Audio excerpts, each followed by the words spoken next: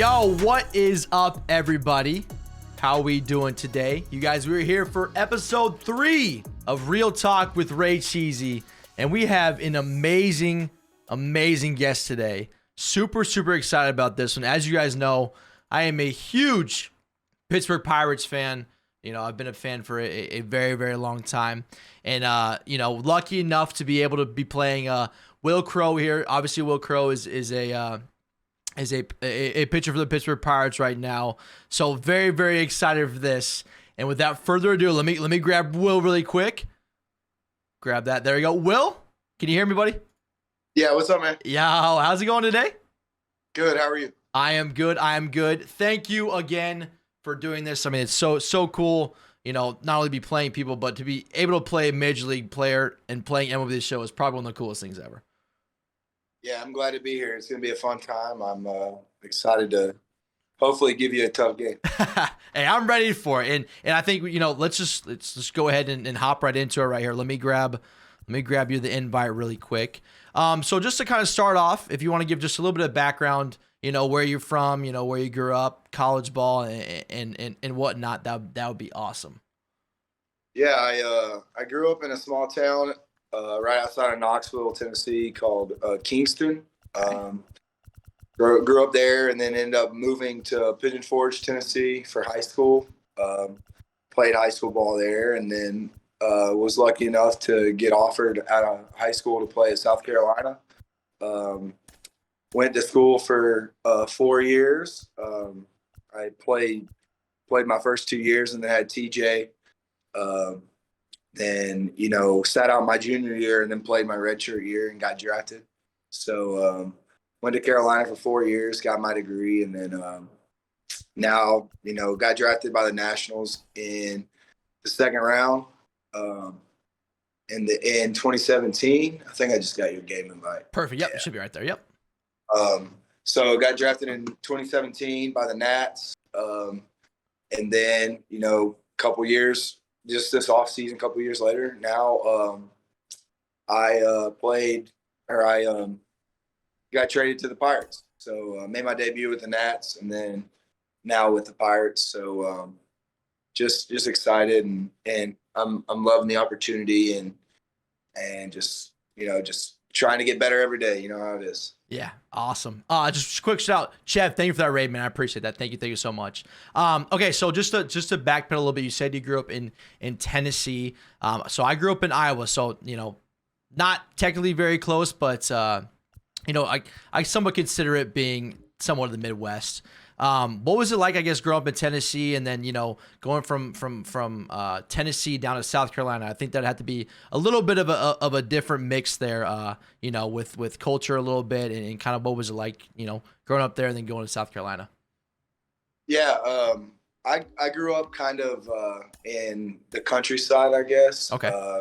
We'll call it maybe like where I'm from, the sticks, I guess, a little bit. Okay. So I grew up in a very country area, and bunch of the good old boys, a bunch of people like that. But going to school, it was good. I really wanted to get away from home. I didn't think being home was going to be the best thing for me. And that's just the way I viewed it as. Nothing wrong with being in Tennessee, but I just wanted to, I guess, expand my horizon and go to somewhere else where I knew I would fit in, and I really fell in love with South Carolina. South Carolina was a great place to not only play, but as well get an opportunity to meet new people, meet new faces. And when I stepped on the field for the first time, I was like, I want to come to school here, and I think that was another big thing is I always want to win, and I'm one of the biggest competitors you'll meet. So I go, moving there and meeting new people, meeting new faces was good, and just it was being away from home was different, but right. I knew, like, my parents got divorced when I was in high school, and with that, like, I knew that, like, I had to do a lot. I had to grow up fast, I guess. Right. Is what I'm saying. Yeah. It wasn't a huge shock or a huge change, But being on my own for the first time was definitely different. But it was a good change, and I really like. I live in Charleston now, so South is now my home. So okay, that's awesome. Yeah, I think so. I've always been in Iowa, so like I've never lived anywhere else, and I think one of the things I've regretted so far. I mean, I'm still pretty young. Is like not moving away or like having. Or just like being away from like where my family is. I've always lived around them for about a couple, like usually within like a couple hours at least. So, you know, I kind of kick myself for not doing that, but I got to think like, you know, obviously you're going from high school to college. I mean, that's, you got to learn how to cook. You got to learn how to clean by yourself. And, you know, I'm sure at least my mom took care of me. I mean, she always took care of every my stuff for me. So I got to think like moving away and then having to learn all that stuff was probably a rough thing in the beginning, but probably helped you out in the long run, I guess, you know, moving forward in your life. yeah, for sure. Having to learn to, you know, take care of yourself was a lot. And I probably really didn't get into really like understanding how to, you know, keep everything clean, keep everything nice, you know, until I met my. Luckily, that was only, you know, a couple months into getting at school, and then you know, being with her, and she's, you know, she's really changed my life for the better, and really just helped me grow into like the man I've become and the person I am. That's awesome. I was just really quick. I was looking at your card, just looking at. So as you guys know, obviously this is Wil Crowe right here. Just take a look at this card. I gotta tell you what, man.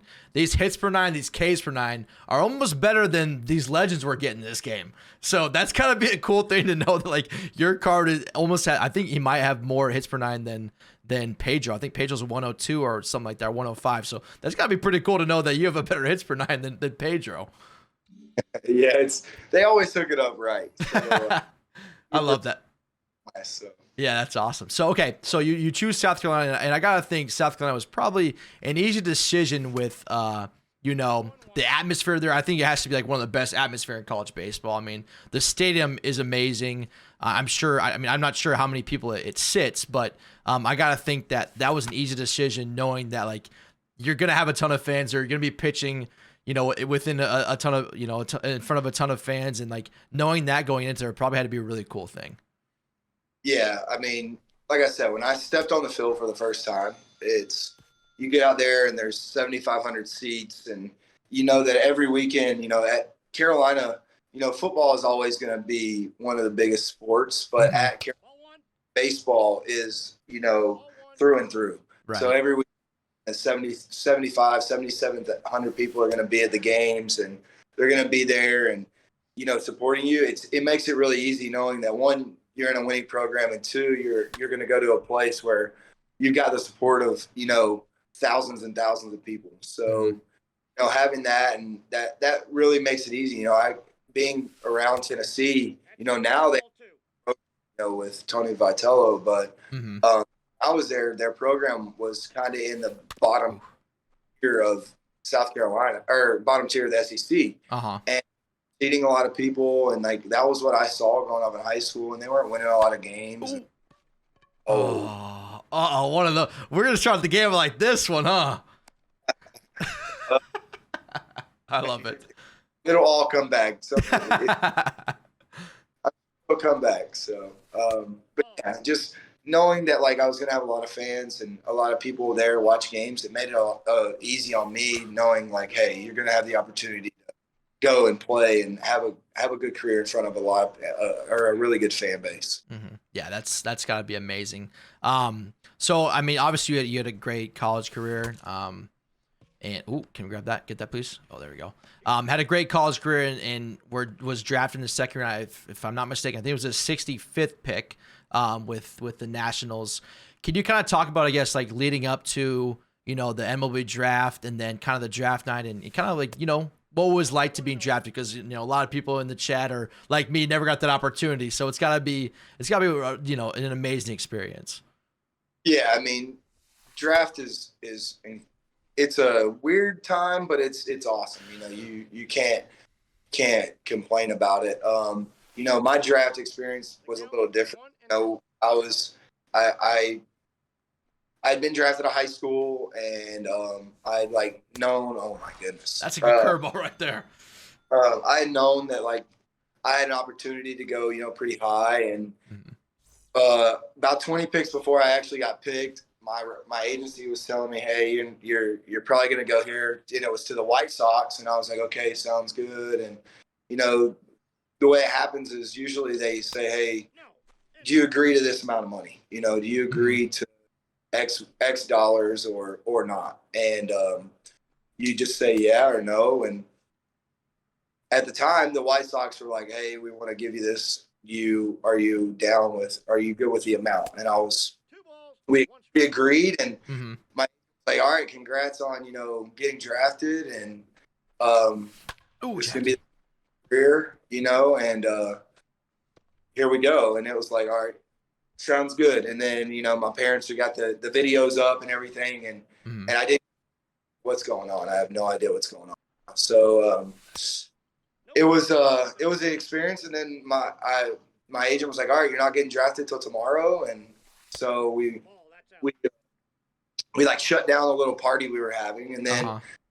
I get a call or I get a text from one of my best friends, and he Ooh. was like, "Congrats." And I was like, "On what?" And he was like, "You just got drafted by the Nationals." I was like, "What?" Like, we put the TV back on, and we're all like looking, and like sure enough, right there we saw it, and I was like, "Wow, what just happened?" Right. So I called my agent, and he was like, "Yeah, we had called a bunch of teams, and they were the ones that didn't answer. So no, we'll what we get and see what happens, and we'll figure it out after this." And I was like, "All right, sounds good." Um, so a couple weeks later, we agreed to terms, and then it started my career. That's how it kind Yeah. of came. I think that's like, getting that perspective from like your side too is like, obviously we just see somebody getting drafted, you don't know the whole back end, what goes into it, and what like the craziest it probably could be. Oh, that's a good pitch right there. Like what the craziest can be, like you said, you thought you're getting drafted here, but you end up getting drafted at a different spot. And I looked at, if I'm not mistaken, I'm pretty sure the Indians drafted you twice, or they tried to draft you twice before you actually got drafted by the Nationals. Yeah, so I got drafted out of high school by the Indians Oh, dang. in maybe Pitch. like 30th round, Mhm. and then I got drafted by him again the year before in 2016 in like the 30th round. And it's funny you say that. The Indians had the pick before the Nationals. Oh, really? I think it was either right before. I'm pretty sure it was right before, because they were like, if you don't go to the White Sox, you might go to the Indians. But we talked to them; they said they weren't, but don't be surprised if they do. So Uh we were like, definitely, like, there's a good chance. And we, third time's a charm thing. But no, huh. we were said it definitely a possibility. So Yeah, I was gonna say. I mean, I think they definitely really wanted you. They could have had the pick. I'm sure they would have taken it. But so you're technically drafted 3 times, which has to be like that's got to be a pretty cool thing to know that you were drafted 3 times too. yeah, it's crazy to think. Like, a lot of guys, who get drafted out of high school usually get What a drafted. hit. Usually get drafted as a junior, and Mm-hmm. go from there. But with the way it happened, I got hurt my sophomore year, like 10 games in, Mm-hmm. and then it was more of, Ooh, we're get not there. we're not going to play at all year, no matter what happens. Mm-hmm. And that was kind of the way we looked at it. And unfortunately, or fortunately, like, we had the opportunity to get drafted again and things, and like I got the year. But you know, off the top of it, it's just it's a really cool experience to be able to get drafted Mm-hmm. once. Right. So to say I got drafted 3 times is pretty crazy. So Yeah. By the way, batting 6'11" with Trey Turner. That's that's how I know how to play this game, because if you're using Trey Turner, I mean you know what's going on in this game. yeah, I'll be the first to tell you, I'm probably not gonna hit a home run in this game. My PCI placement isn't that elite. Mm-hmm. I mean, right, but I'm pretty good at, like, if I score runs, it's like a knock here, a knock here. Yep. I have to play the game a little different than some of the boppers that can, drop 8 or 9. Right now, I can't pitch to Mike Trout. Um, but yeah, I'm a hits guy, so. Oh, I'll take the. Hey, that might be the best thing with Mike Trout though, is giving up a walk. That might be a good thing right there. He owns me, so Yeah. I try away from him. Yeah, he's very good. But it's okay. So getting back to a little bit in your playing career too. So got drafted by the Ooh, dang. Got drafted by the Nationals, and obviously, you worked up the ranks and everything, to get to the pros, and obviously you're in the pros right now. But dang, that's a nice little double play right there. That's that's a good way to kill an inning right there, is to do a walk and then do a double play. That's awesome. Just thinking smarter, not harder. But okay, so can you talk about a little bit, I guess, going from the minors into the pros, and I'm sure there was a lot of a lot of craziness happening with that, and travel and everything. Can you talk a little bit about kind of your experiences with the minors and kind of coming up to the ranks with that? Yeah, minor leagues is tough. It's different. Usually your family's not, like for me, luckily my wife was able to go with me, but you see the struggle on a lot of guys where their wives aren't with them, or their girlfriends, and they're, you're staying with host families a lot. Right. It's kind of, it can be tough on the mental side of things, but it's super. It's an enjoying time. The minor leagues is fun.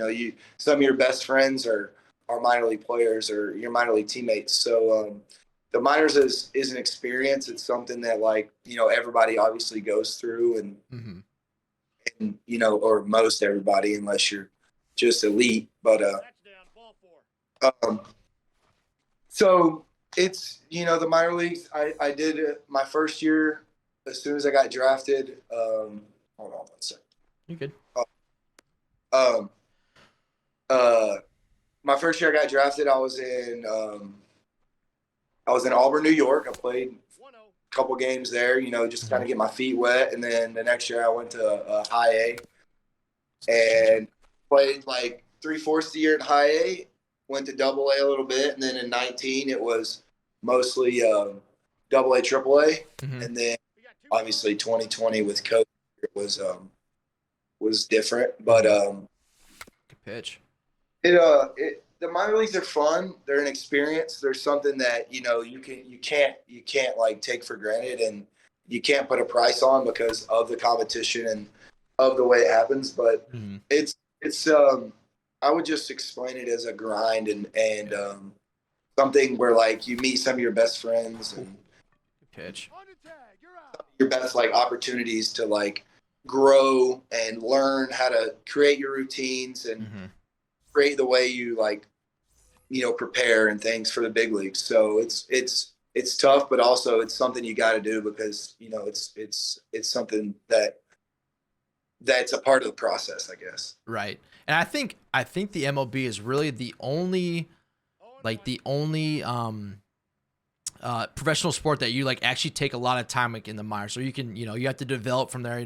Obviously NBA has the G League and stuff, and the NFL kind of has the NFL and whatnot. So I mean, just being able to make it through all of that probably has to be such a rewarding experience. When you get that call that, hey, you're coming up with us, you're making your start or whatever.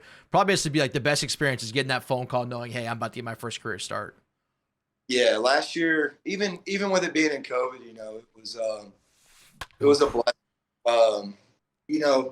I was I was at the alternate site and they called me in and they tried to play the you broke curfew or something.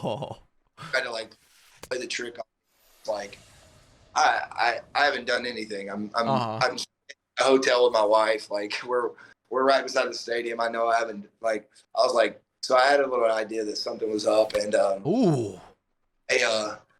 they were like, no, we're kind of kidding, but we're calling you up to the big leagues. It's just a rush of emotions. I called my wife, I called my mom, my dad, and it's just something like you said, we worked for our lives, and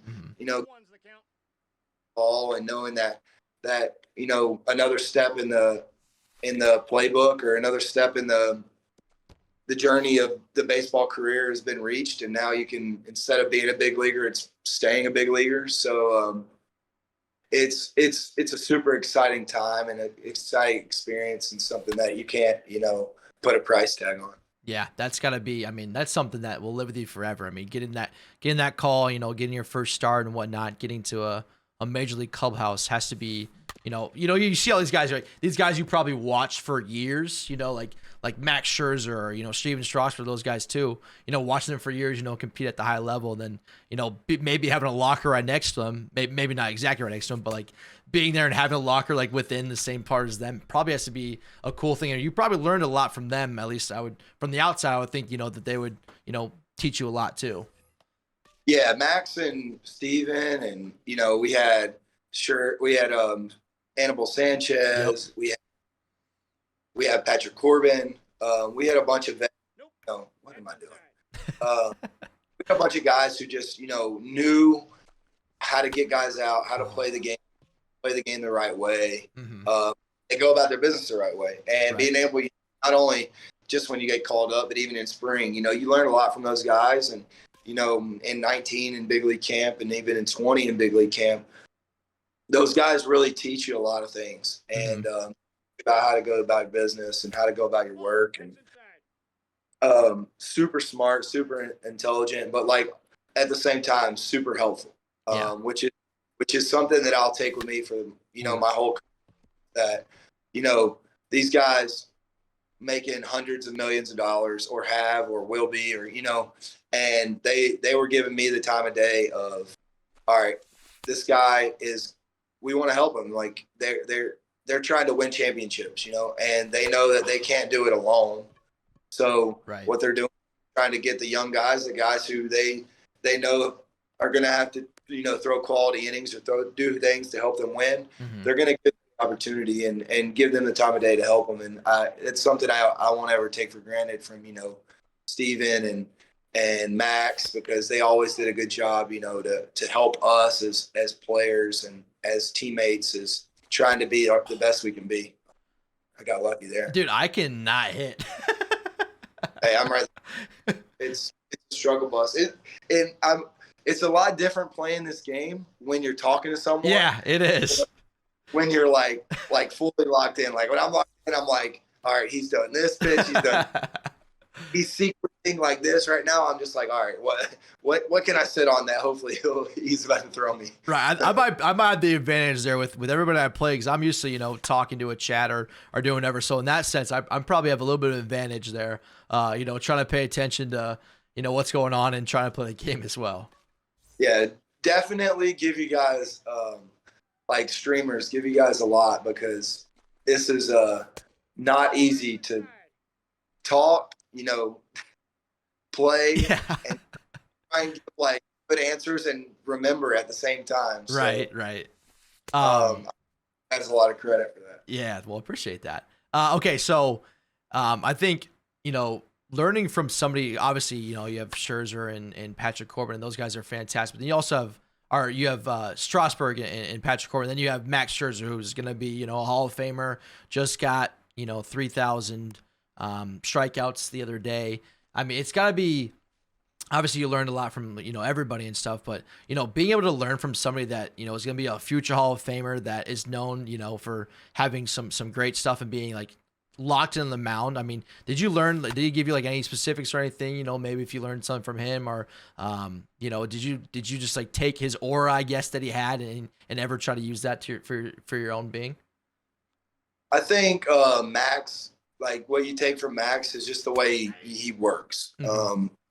He's a time worker. He knows that like what he has to put in is what he's going to get out. Mm-hmm. And like seeing him at, last year, 30, 36, I guess, 30, 35, 30, maybe even 37, I think 30, whatever it was, just the work that he puts in, night in, night out, the stuff he does in the gym to keep his body right, the way he prepares, like mentally, physically, I think shows like in his career. And that just shows like from step one, like, all right, if I want to be, an everyday big leaguer, I want to be a guy who's going to play, multiple years in the big. Good eye.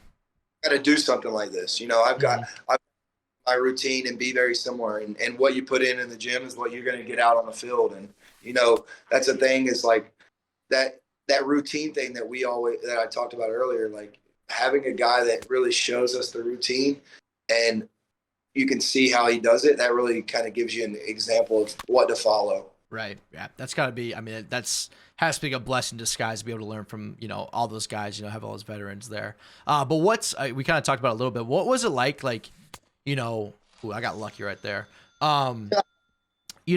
You get your first start, it's gotta be nerve wracking. A lot of people used to say it's pretty nerve wracking, but what was it like, going to the field, knowing it's your first start, the nerves with it and kind of leading up to actually, having your first big league game?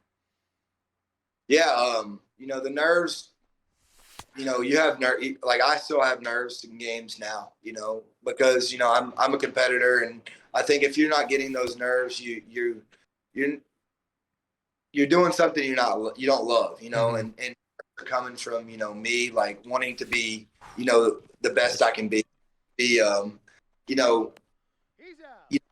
to make a living for my family and things. Yep. And, so if you're not getting the nerves, I just feel like you're either one, not having fun, or two, you don't care. And, I can't say, I love the game of baseball. I don't know what I would do without it. And two, I care a lot. Like I said earlier, I think I'm one of the big, maybe on our team. And, I go out there and I put it all out on the line, knowing what.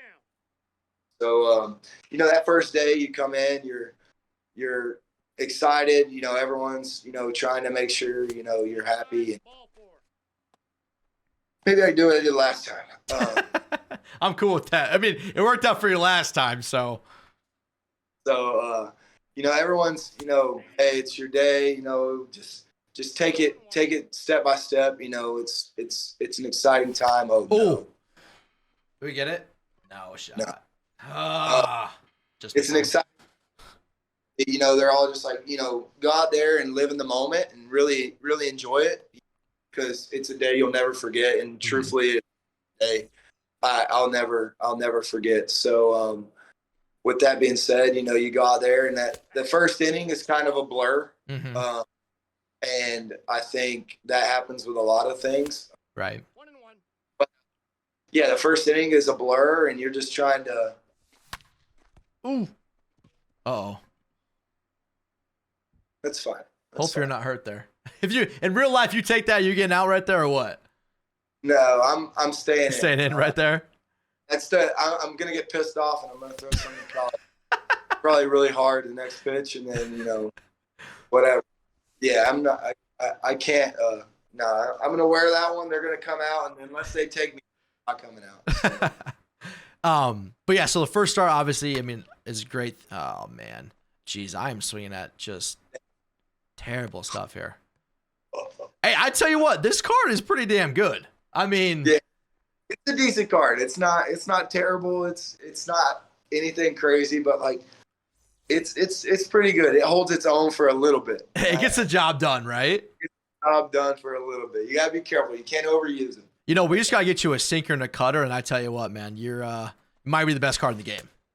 See, I don't understand why I don't get a sinker, because I throw one in real life. Oh, see, that's what I was gonna say. I think they gave like pretty much everybody a sinker in this game, and I was gonna say I'm pretty sure your ball tail is probably more than a lot of people. So. Yeah, when I throw in game, I've been throwing it a lot more, as of late. But I've always had a sinker and I've always used it. I don't really know what they determine a two-seam or a sinker. Yeah. But yeah, whatever. For game purposes, I would love to have a sinker. Right. Maybe we can talk to STS and maybe add that on there for you. But okay, so obviously you pitched with the Nationals 2020, and you're traded in December to the Pirates, which the Pirates are my favorite team. I grew up idolizing Roberto Clemente. Favorite player of all time. That's like 21 is in my name and everything. So I absolutely love the Pirates. Been a fan since I was a little kid. What was it like, I guess, making the transition from Washington to Pittsburgh, and then pretty much starting over new with new people and new friendships and everything. What was it like, kind of getting that transition going? Yeah, when it happened, it was like, all right, what, we kind of understood that it might happen, I guess. We kind of thought that the Nationals might trade us, and it was on Christmas Eve I got traded, so that was kind of crazy. But for me, it was kind of a breath of fresh air, dealing with dealing with meeting new people and new things and going to a new facility and having a new opportunity. With the Nationals, I probably would have started this year in AAA, and now it might have been different. I might be in the big leagues now with them, but it's just knowing that I have an opportunity to come in, take full advantage of it, and see what happens. And I think everyone in the organization has been, just incredible. They've, that first couple of days, they welcomed me with open arms.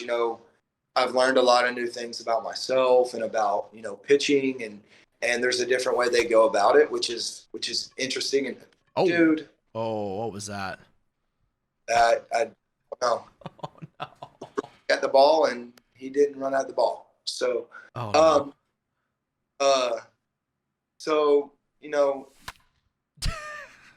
dude, that is such an MLB The Show thing right there, where you give up an error or something crappy happens and then you give up a home run. It happens every single time.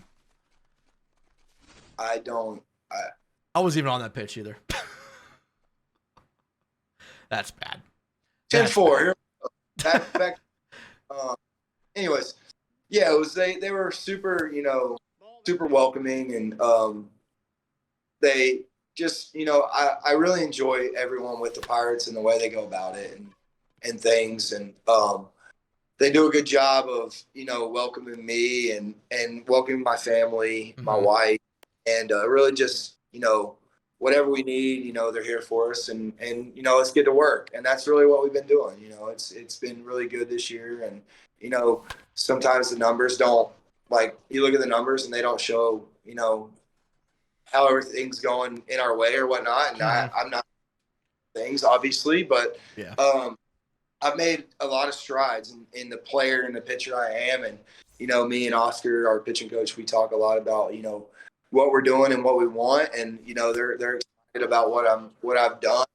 I'm right there on like a teetering edge, like I show glimpses of being, this of a guy that has a chance to be someone, who can sustain and do some good things for them. And then, I've had some bad moments, and they just, some being bad luck, some being bad pitches, some being, just inconsistency. So, it happens, but, they're super welcoming. They're super great, like great people. And I couldn't be happier to be here and just being able to play the game and,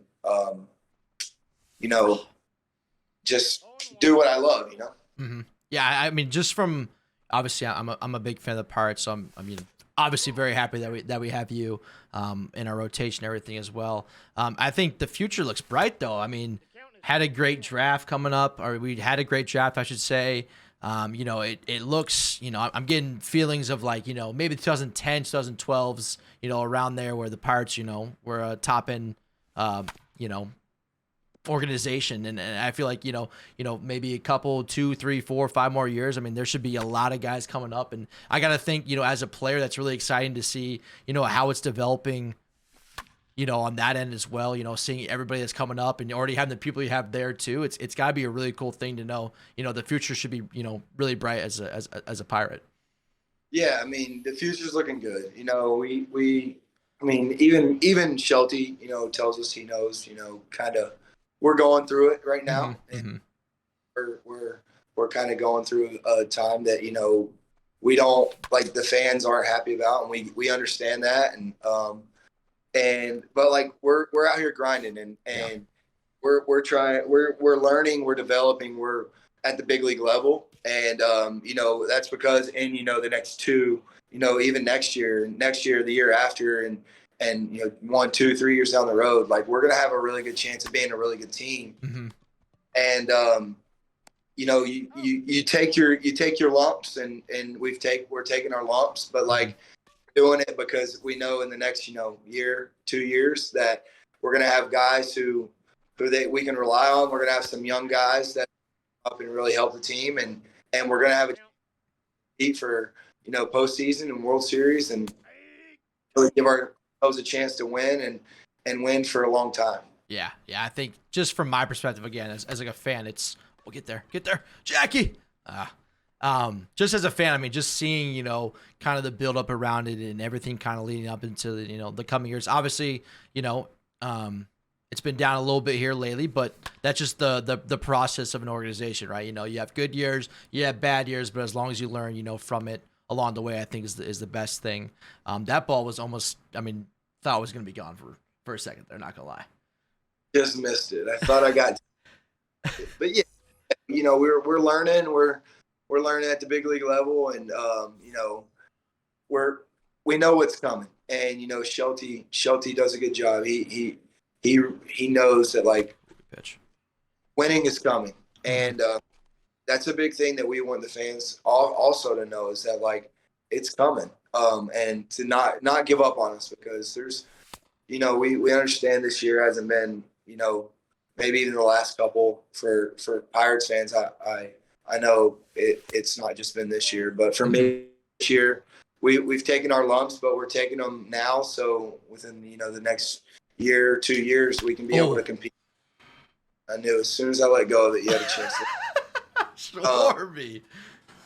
But yeah, we know that like in the next 2 or 3 years, we're going to be able to put a product on the field and bring championships home. Not just we're going to be able to compete for championships, and bring a good product to the fans home. Yeah. And I think knowing, like, as a fan too, you got to realize, some years it's just not going to happen, and that's where a lot of learning comes from. Where you got to learn from the failures. Oh, Mookie, sheesh, Mookie was ready for that one. But you learn from the failures, and then obviously, hopefully in the coming years that it all pans out and all looks good. But I know. I don't know if this is the first time you started against the Nationals, but I know you recently just had a start against the Nationals. What was it like, pitching against your old team, obviously, and then obviously, a ton of the old players that you came up with, I'm sure, on the team, or people that were already there when you were when you were on the big league team? Yeah, it was super cool. I got to have some friendly banter, dude. That was supposed to be dirt. Oh no! Right down the. Yeah, that was. We're on a good little stretch right here. Yeah, he's done. I told you. Once you get to him, wheels fall off. How about let's just pull up your card really quick too. You guys, obviously, if you guys are watching here too, this is Wil Crowe's card right here, which obviously is an amazing card too. Very good card. Got to parallel 4 as well. I think that's parallel 4 if we talked about, or parallel 3, one of those two. So obviously it's a very good card. He's got some great hits for 9 right there too. So let's see, go back here. Is this the pitcher? Yeah, it's Clayton Kershaw. Yeah, hit it out. Uh-oh. You're gonna get that though. There we go. But yeah, it's gotta be a cool experience to pitch against your old teammates and stuff, and see how that was. I had Key Boom and Louis Garcia and Yadi Hernandez were people that I came up with and played against. They were friends of mine, and we were really close. So it was good to pitch against them and have some friendly banter. The other 2 games we played them, and just to see them, and those guys are doing good. So it was fun to pitch against those guys and be able to compete against them, and it was a good little series and a good opportunity. Yeah, I love that. Okay, so we've talked about your big league career. Obviously, we've talked about some of your playing and whatnot. Now we'll talk a little bit about MLB's show. Obviously that's my bread and butter. And I know that you play it. I mean, maybe not a ton, but you do play it as well. I know we talked about a little bit how you love the offline grind and stuff. What do you think about this this TA4 drop we just got? I think it's sick. The cards are incredible. They're releasing in game, like they're releasing cards that are in game cards. That's, I think, when you release the all-star cards and everyone's 97, 98, then every time after you release cards, you want them to be used. You're not trying to release things that aren't going to be so I think they're sick. Cards are incredible. Like this Mickey card right here is unbelievable, and then like the Frank Thomas card as well, awesome. So that's not going to be out. Am I going to catch that? Oh geez, no type of power right there for Mickey, I guess. I'm getting crushed. Golly. I gotta say though, I think the Mickey card I think might be the best card in my opinion that TA4. I mean, obviously Frank Thomas up there too, but the fact that Mickey Mantle has the switch hitting ability and then obviously his attributes are amazing. He's the guy at least I went for first besides Honus Wagner being a Pirates fan. Yeah, I think that card is incredible. I haven't even, like I think I told you a little earlier, I've been grinding some Call of Duty late. Some of the guys on the team were all like grinding every night playing Call of Duty. So right. It's we've been playing that a lot, but I'm excited. This next road trip that we got coming up is here because we're gonna. I know me and Brubaker will start grinding this Team Affinity cards and try and get in some of them. It'll be funny. So I'm excited. I'm gonna get that Mickey card. I'm gonna try and get the Honus card, and then I'll probably try and get that Frank Thomas card, and then see where we go from there. Yeah, that's awesome. It's on All-Star, guys. It's on All-Star. But yeah, so I guess. So I know you said JT plays quite a bit. Do a lot of you guys like play video games or play MLB The Show? I know you guys said you played Call of Duty and stuff, but are there a lot of guys that play MLB The Show and stuff like that? I know Brew does. I think some guys sprinkle here and there they play. But I think it's really me and Brubaker. We're the two that really trying 143. That's I don't know. But I think I played him online. So yeah, really just me and Brubaker. We try and we really only do the online stuff or the offline stuff a lot anyway. What's so I know you played you play a little bit online. I think you said I think the RayCheesy record was like 40-8 or something like that. Is that your favorite thing to do online? Is it ranked seasons, events, BR? What's like your favorite thing to do online? Yeah, it's probably ranked seasons. I just play here and there. In between like grinding the offline stuff. So right. I like doing all the moments. That's a big fun thing for me. Is I think doing the moments and trying to get some of the the Mickey cards and then like doing some of the challenges or the missions, like that's something I do all the time. So right. Oh, that ball was smashed. Throwing me. I don't. I think it's really cool to like see like someone like you that actually plays the game though. I think that like that ball was smashed too. Because I don't know how many like you said, probably not a lot of guys do, but it's cool to like have somebody that obviously plays Major League Baseball and then like plays the game as well. I think kind of keeps up with it. It's just cool to see kind of the connection with that as well. Oh, that ball's gone. Okay, all right, we gotta rob it. Oh, Clayton, my Piazza. I'm telling you, my PCI placement isn't always great, but I'm a contact guy. I've got some cheese hits, but if I beat some guys, I usually put 2 or 3 hits together, and then. But I knew you're a little top tier. So. I believe me. I'm above average. I don't know. I'm decent, but there are a lot of people that are a lot better than me. But above average when you do it for a job. That's true. Yeah. Your gameplay's got to be like people can say like you're like I don't know. Tim the Tap Man for example. Right. Yep. Merck's people always crush him. Oh, you're not good. You're not good, and he's good. He's better than the average player. Yeah. Yeah. your game is better than, the average gamer, you're not going to get the views because no one's going to watch you if you're playing like crap. You know, you've got someone likes you, and then obviously the personality thing and being personable obviously helps as well. So exactly. There's a lot that goes into it. 100. God, that looks like for so long, and then it goes. Dude, I'm telling you, Clayton Kershaw is actually really good. There are a lot of people that bagged on him being the big collection, which, I mean, maybe he's not the sexy pick by any means, but I think he's actually really good, personally. I mean, the sinker is nasty, the slider's nasty, and then you got that curveball that's just sitting in your back pocket at all times. Right. 25 slower than everything. Okay, so we actually have so we're gonna open up the chat to some questions here. Let's see. So, who's been the hardest pitcher to pitch to in the majors? Like who's the guy? I mean, like it's gonna be a tough at bat when he comes up to the plate. The toughest hitter or toughest pitcher? Toughest hitter that you go up against, I should say. Sorry.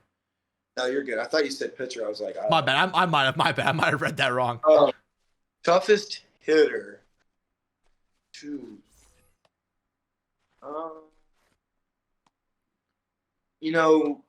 I think, I don't know. It's a good question. Obviously Soto is I just faced them, so that's right. On my mind. I think Trey Turner is bat to ball skills from Trey Turner is just one of the tops in the big leagues. Having to know, go into an AB of what to throw to him is very tough. A guy who doesn't have a lot of holes is a Corey Seeger. There's a couple things you can, he swings a lot, but he puts the bat on the ball a lot as well. So it's right, good pitch. Oh man, those are some good names right there. I mean, Soto's obviously bat to ball elite player. He's a good player. And then for me, I think guys that really are just tough matchups.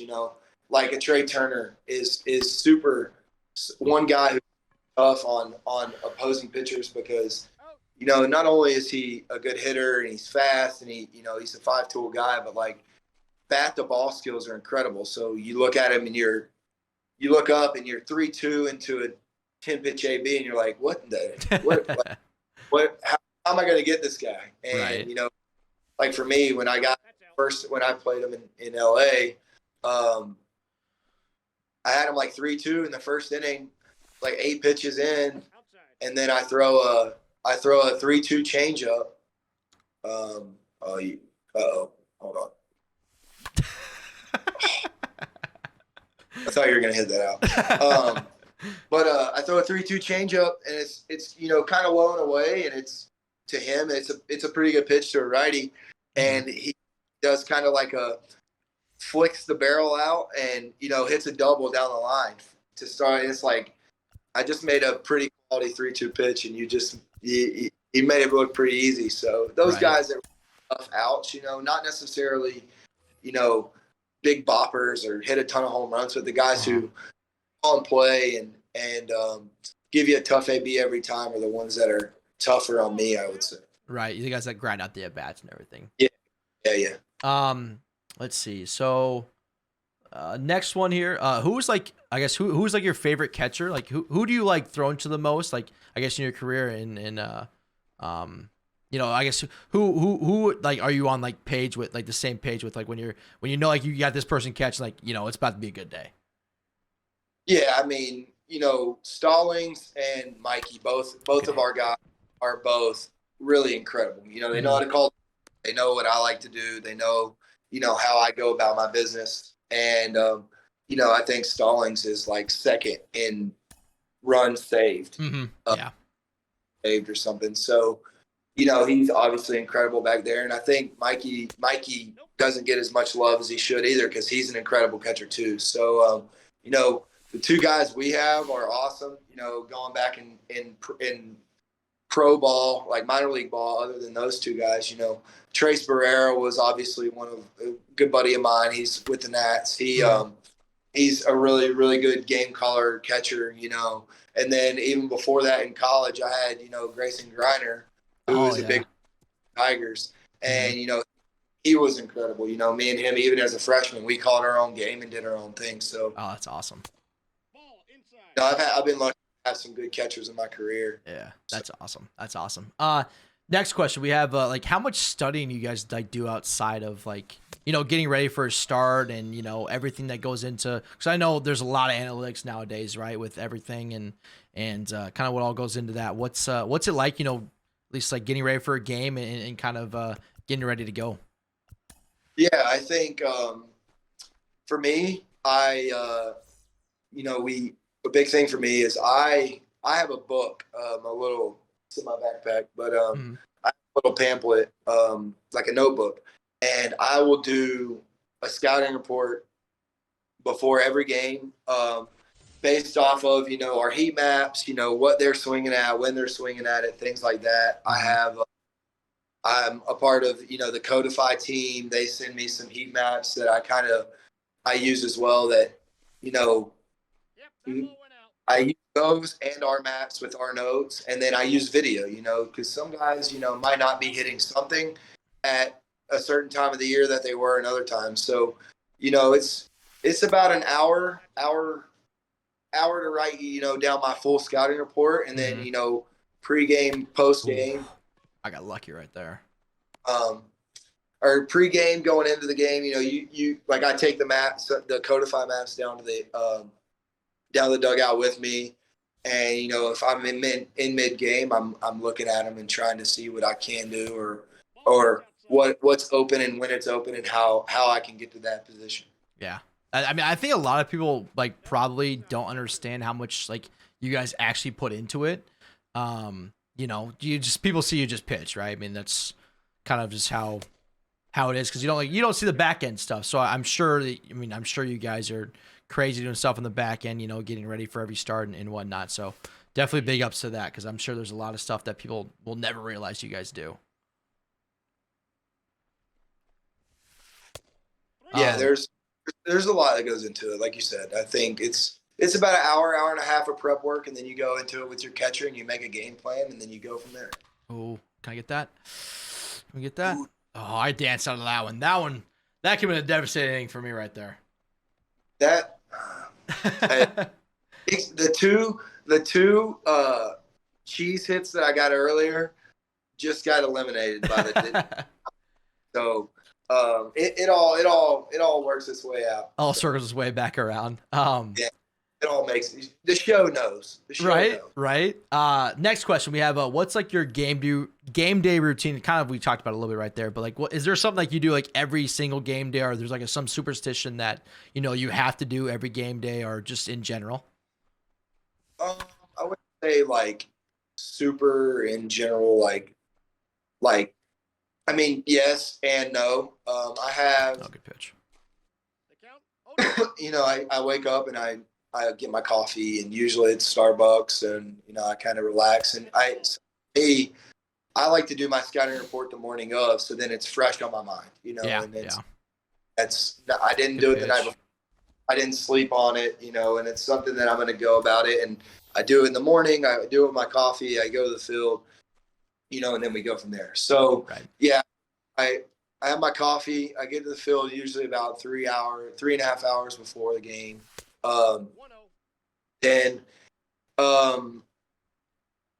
I'd say usually about an hour and 50 minutes before the game starts, I'll go get in the hot tub, kind of warm up a little bit, and after that, it's little elliptical to get my stretch. It's a little stretch routine, and I guess my superstition is kind of how I put on uniform. So I listen to the same playlist on my phone. Every I have my playlist, and it'll change, but at the beginning of the year it was 12 songs, and it's probably got to 16 now. Goodness gracious.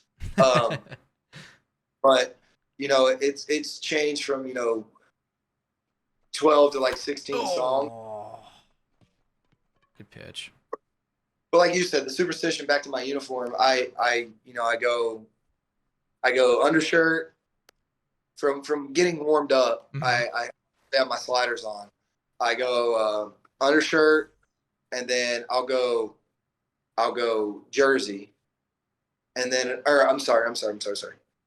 I'll go undershirt, Mm-hmm. and then I'll go socks.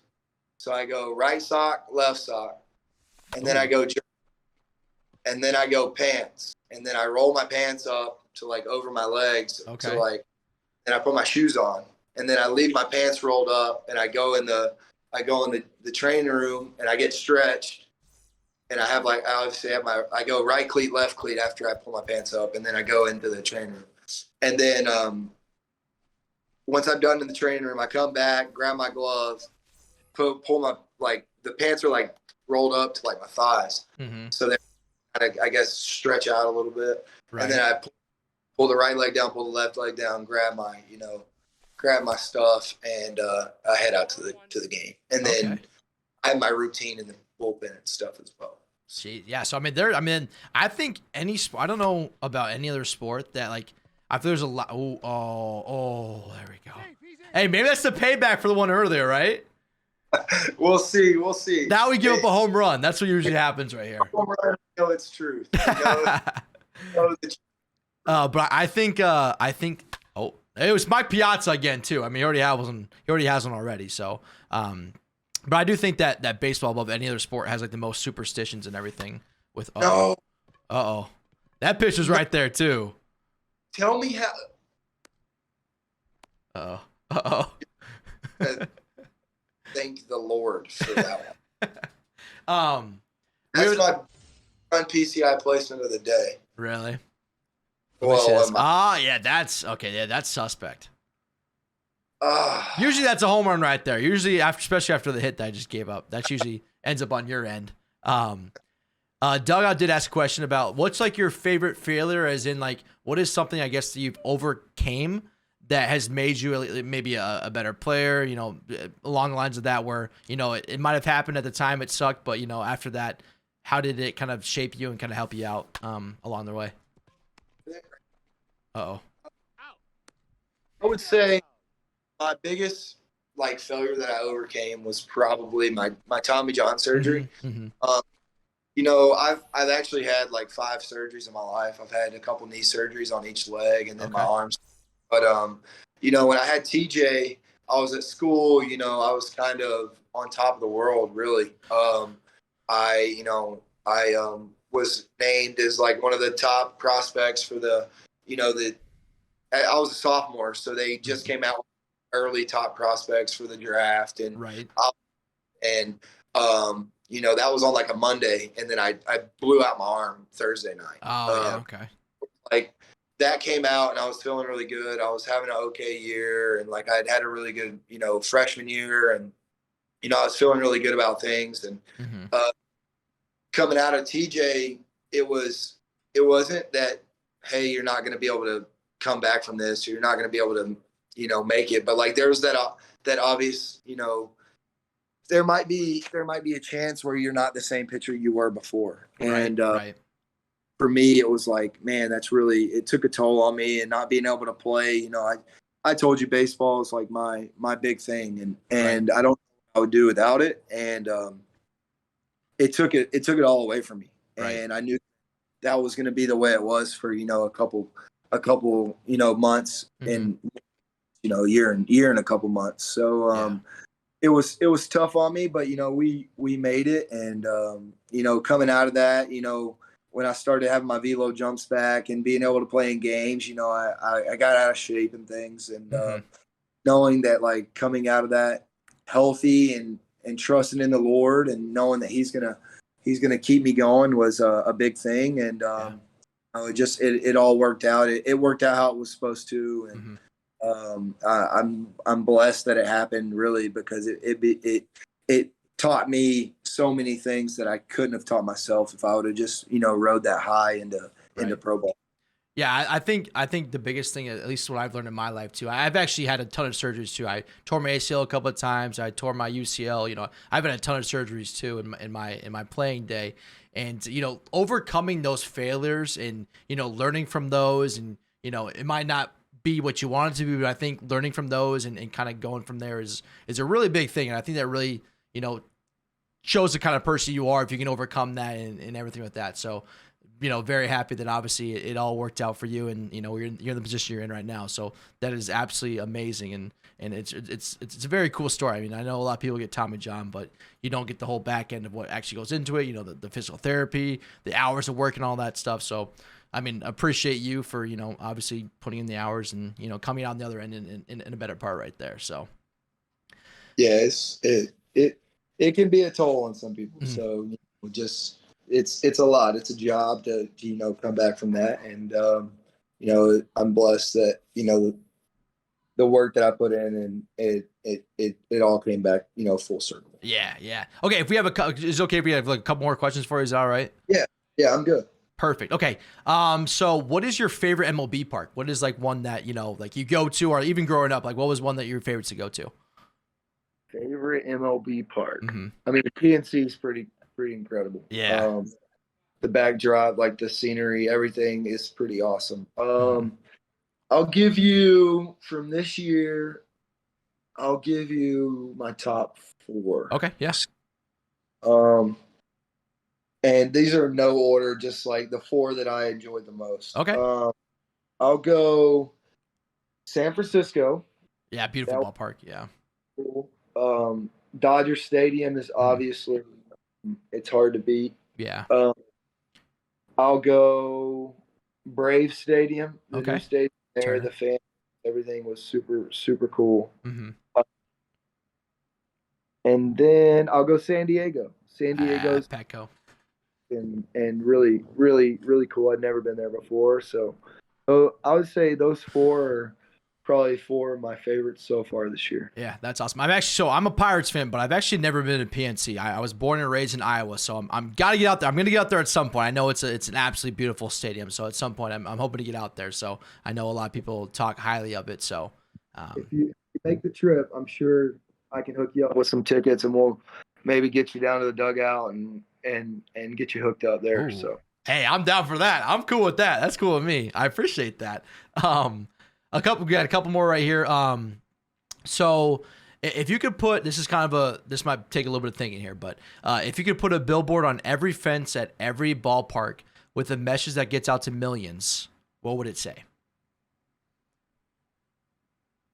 Kind of on the spot a little bit, but we asked this one last time to somebody and they had a really, an amazing answer. So I know it's a little bit of a thinker, but um, for me, it would probably be love your neighbor. And I have a buddy.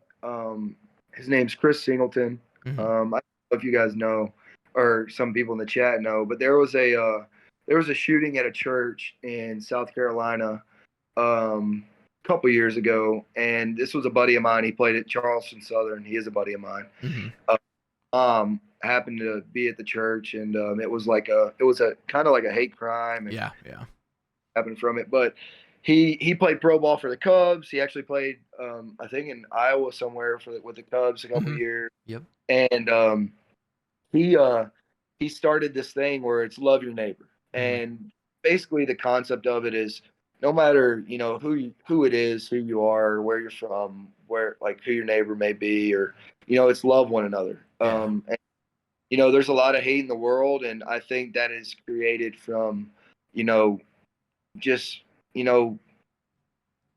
people in the world put hate out there, and Mhm. I think hate is a learned attribute, or is an attribute that's in us. It's a Mhm. learned, you know, Yeah. and having the love for one another and the ability to love everyone and just be good humans, Mhm. and whether or not you like someone or not, it doesn't mean you have to put them down or bash them or anything, and Right. it's be a good person, and I think he goes about he has his foundation, and he has he goes around speaking and doing things, and his big thing is always love your neighbor. And I've always loved, because, you know, no matter who you are, no matter where you are, if you put out love and you use love's a good thing, you know, good things, and just being a good human, a good person is always, you know, a better route, in my opinion, than having hate in your heart for no reason. Mm-hmm. Yeah, that's an amazing. That's a very thoughtful answer. I mean, I think, you know, society could, you know, obviously learn a lot from that today, you know, with everything going on in life and whatnot. And that's I mean, I like to think that, you know, I do that as well, to a sense, you know, that, you know, everything's inclusive. That's what I love about like Twitch and streaming is, you know, I don't know what anybody looks like. I don't know anybody's background or anything, but I know that they're in there, they're having a good time, and like getting to learn to get to know them, I think is a really, really cool thing. I think, unfortunately, there's a lot of judgment and stuff in real life, and, you know, I guess it's just how it is. But, you know, I love your neighbor. That's a very thoughtful answer. I appreciate that. That's awesome. Yeah. Let's see. Okay, I think we might have one more. If it's all right for one more, if that's all right with you. You guys, man, I'm free. Is whatever they got, I'm good for. Perfect. Okay. So what was your favorite? This is a little not as a serious topic, but what was your favorite video game growing up? Favorite video game? Yeah. Probably, probably like Halo. Oh yeah. No, Halo. I'm gonna go Call of Duty 4. Call of Duty 4. I love it. Call of Duty 4. I'm a big Call of Duty guy.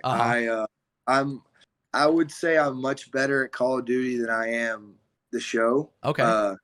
So I don't know if you play Call of Duty, but if you ever do, you ever want to run some Call of Duty, I'm full game, because that's more where I'm better at it. I got the headset. I do the whole 9 yards. They got the scuff controller. Yeah, Call of Duty 4 was right when I had my first knee surgery in 8th grade. Mm-hmm. I had ACL surgery. I actually had both ACLs done. I think you said you had multiple. So yeah. We kind of had similar paths with the ACL, UCL, which is kind of crazy. But Call of Duty 4 just came out. You know, I was in 8th grade. I was just stuck up in I couldn't move. You know, I was out of school and just kind of staying at home on my own. And I think it's funny. I look back at it when I was in college before, you know, the Xbox X came out, and like it was still, I could still check all my stats and whatnot. And on Call of Duty 4, it was like something absurd. I had like 50 something days played. Like I just grinded the game on. Like I really, really enjoyed it. And that really kind of got me into the gaming community and like really playing it like aggressively, I guess. And really like every year from 8th grade on, like 9th, 10th, 11th, 12th, my dad and my mom would always, like, I was a good kid. I went to school and like, I didn't like get into trouble or anything. And, you know, I might've made them mad every once in a while, but like I think egregious. And, so my thing for them was, hey, I'll go to school every day of the year. I'll go to school. I will not miss a single day. Obviously, if I'm not sick, I'll go every day. I'll be on time. I'll do all my stuff, and you don't have to worry about it. But every year that Call of Duty comes out, and usually it was on a Thursday night, I'm missing school on Friday. Yeah. I'm not going staying up all night, and I'm playing. And we made an agreement, and every day from, you know, 9th grade on, when Call of Duty came out, I was at the midnight release at the Walmart. I picked it up. I drove home. I put it in, and I played from midnight until like midnight. And then I would go to sleep and wake up on Saturday. And I would literally get a 24-hour playing period in. That's awesome.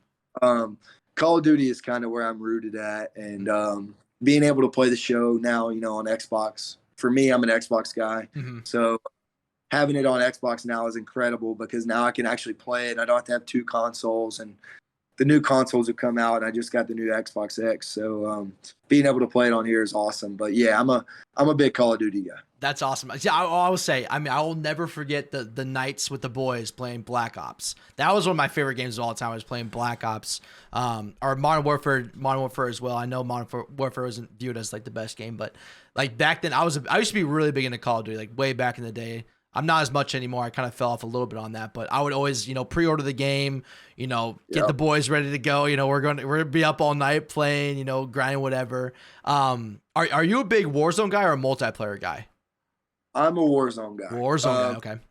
Play multiplayer. You know, like when the new game comes out, I'll play some multiplayer to see how it is. I haven't necessarily liked the multiplayer as much as the Warzone. Yeah. Last couple games, like obviously Fortnite changed everything, and then now it's more of the 100 people stuff, you know. But yeah, me and now speaking of earlier, you said the show. We obviously have me and Brewery play the show, but we have like who play Call of Duty. So like Dylan Peters and Banda and Nick Mears and a lot of guys really hop on Call of Duty, and even we got some Fortnite guys and some Rocket League. But we've got a couple like sporadic guys, but yeah, Call of Duty is where it all comes from, I think. Yeah. I get a question in chat. What's the KD looking like in Warzone? How we looking like in Warzone there? Warzone KD is probably like a 1.6, 1.7. Okay. It's, I want to say lately we've been playing a lot of Resurgence. Okay. Like 4 guys we've been playing Resurgence. I think my Resurgence is probably a little better because it's more faster and more fast gameplay and things. Right. But yeah, I think in Call of Duty Black Ops 4 with the running, people hated that game. Yeah. That game. That was a game. That was when I had TJ. Oh yeah. Every time I have a surgery, like I'm in it. Yeah. So when I had TJ, I really enjoyed that game. I actually did like wagers and like played in tournaments. I really got I had like a 4 KD on that game. Dude, I actually love Black Ops 4. That was probably one of my better games too, honestly. Black Ops 4 was probably my most favorite Call of Duty just because I was really good at it. Yeah. And for me, I couldn't get my competitive side out of me with TJ. Right. So like I would put like, for me, it was like $2 to me in college was like $1 million. Right. So like I would be me and my best buddy, he was in the Air Force at the time, and we would put $3 down and play like 3v3 wagers, or $2 down, 3v3 wagers. And we'd be like grinding, and like we'd be so mad, and then we'd win like 4 in a row. We'd be like, dude, we're rich. And they'd be like, we got $12. So I think before might be one of the more memorable Call of Duties for me too. Yeah, I absolutely love it. I agree. I played that a lot. That was back when I would have been a junior in college. And that was, it always comes out in the winters. Are you 27? I'm 26. Okay. So I just turned 27. Like you did? Okay. So I graduated high school in 2013. Yeah, we're the same age. Okay, perfect. Yeah. So when I was a junior, obviously not a lot of baseballs going on in the winter, because I played baseball in college too, but nowhere near your level. So we don't need to talk about that. But there wasn't much going on, so we would go and play a lot of Call of Duty and stuff. MLB The Show kind of dies down a little bit in the winter and everything. So we played a lot of Call of Duty. I think Black Ops 4 might have been one of the most I grinded too, and that was before they did the the Battle Royale stuff with Warzone and all that stuff too. So. Yeah, that was pre-Fortnite. Yeah. And then Fortnite obviously blew up everything, and then it changed kind of the landscape of video games. The landscape of gaming for sure. Right. Who's the best Call of Duty player on the team? On you guys, like on Pittsburgh, on the Pirates? You're talking to him. All right, that's what I figured. Now we got some good players. Like Dylan Peters is really good. Banda's pretty good. Brubaker is. He's getting better. And I mean, nobody's like terrible. So, right. I think, Peters plays on a PC with okay. So does Banda. So like they're in it. So I would say, me or Peters, I would probably say are our 2 best Call of Duty players. Okay. That's awesome. What's your go-to loadout in Warzone? You have a gun that you're always rocking with there? Yeah, right now I'm running the Krig with a Bullfrog. So, okay. Yeah. I love it. Krig Bullfrog action and in Resurgence, and trying to get as many kills as I can. So I love that.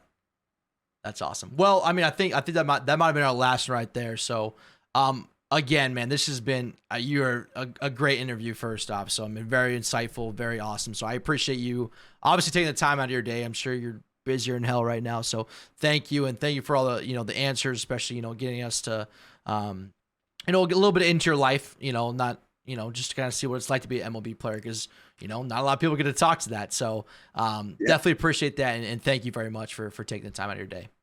Yeah. Thank you. I appreciate you, you having me. It's been a fun time. I hate the game as planned, but, it's all good. It was a good game, and I'm glad you were able to let me come on here and play and talk and give some insight like you said, and just bond with the community a little bit. The baseball community is one that's really neat, especially the MLB community, MLB show the community. So I'm glad I can come in here and talk and maybe make some new friends, new fans, and hope that when I see some of these guys or some of the people in here around, that they'll holler at me and tell me that they saw me in the chat, or they saw me on the interview, and we can go from there and maybe hook them up with some merch or something. Yeah, that would be awesome. So thank you again. Really quick before we go, where can we find you at? Instagram, Twitter? I don't know if you have I assume you have a Twitch account, but I don't know if you stream or not. And anything else, TikTok, whatever you got for us. Yeah, I don't stream. I used to, but I got a little boy on the way. Yep, So yep. I think I had to hang up the gaming once baseball hit pretty full time. But I have a Twitter. It's at Wil Crowe 15, and then I have Instagram as well. It's just I think it's just Wil Crowe, but it's if you type in William Crowe, I think it pops up.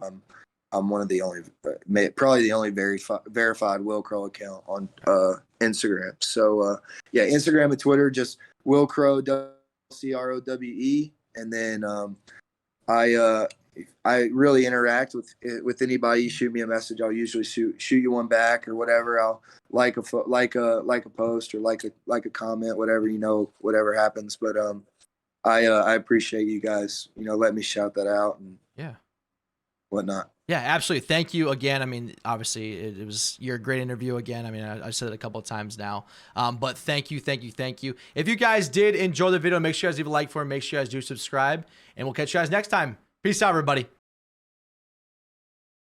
Thank you for watching Real Talk with RayCheesy. Hopefully you guys enjoyed the content. If you did, make sure you guys slap that like button for us. Make sure you guys do subscribe, and I'll catch you guys next time. Peace out.